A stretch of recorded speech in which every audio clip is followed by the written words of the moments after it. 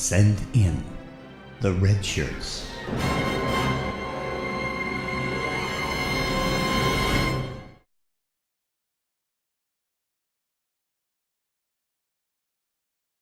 So we just got done watching the last episode of Discovery, and they can't all be great. This was easily my least favorite episode. Okay, what made it my least favorite episode? Well, let me just say first, the fact that we had Michael Burnham doing her Jedi mind power tricks with Sarek once again. I talked to a couple people and they had issues with that. Okay, I can understand that. I'm not necessarily going to let that be a problem for me. I can go with that. The issues I had were, again, let me back up. This was probably a story that had most of its DNA in Star Trek in terms of the fact that it talked about, dealing with your frailties, whether human or Vulcan, dealing with failure. Being human in the terms of Captain Lorca, who was proven to be a broken man. I mean, the guy sleeps with a phaser under his pillow. So it dealt with human frailty. It dealt with weakness that we all have to overcome, which is a very Trek thing or very Trek theme to deal with. So the problems I had with were mostly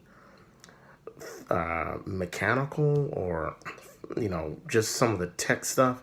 First off, holodecks? Come on, guys.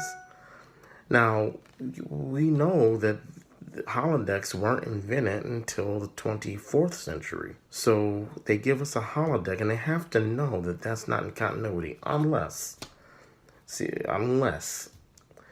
maybe holodeck technology existed in the 23rd century and only the Discovery, and since the Shenzhou was a prototype as well, maybe the Shenzhou had it as well. I know that's very weak, but that's all I got to go on to make it palatable to me. Other issues I had.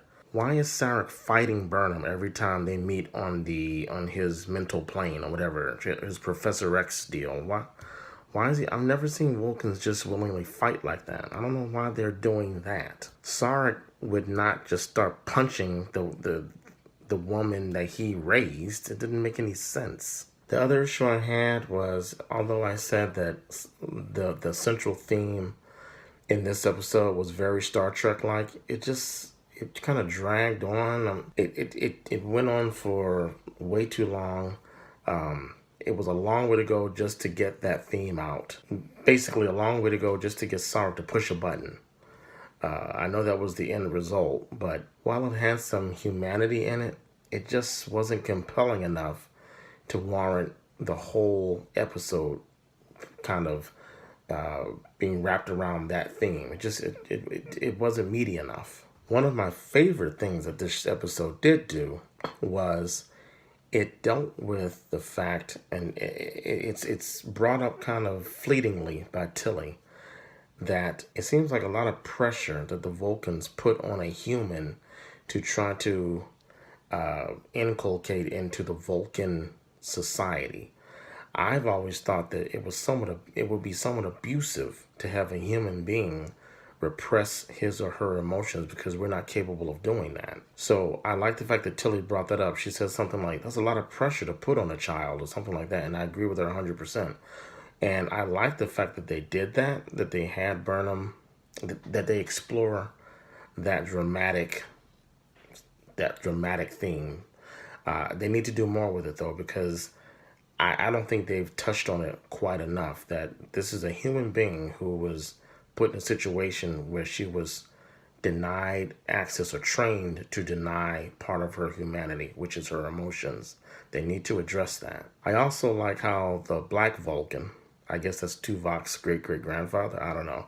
I like the line that he says where he says something like Sarek was chosen to be an emissary to these Klingons because he can be influential to people, or he can deal with people who don't adhere to a logical ideology.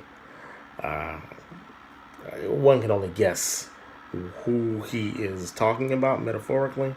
I'm not going to go there, but it's pretty clear to me. I do like also that they've opened up the character of Lorca a little bit to scrutiny. Although he's got his mat game on pretty tight. I mean, when you can pull an admiral like that, I got to give it to the guy.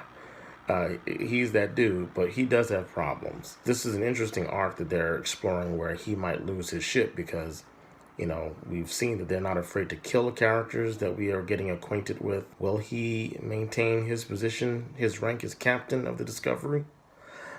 We also see that Burnham is rising up the ranks. I know that's going to rankle some people who think that she has no reason to be a bridge officer.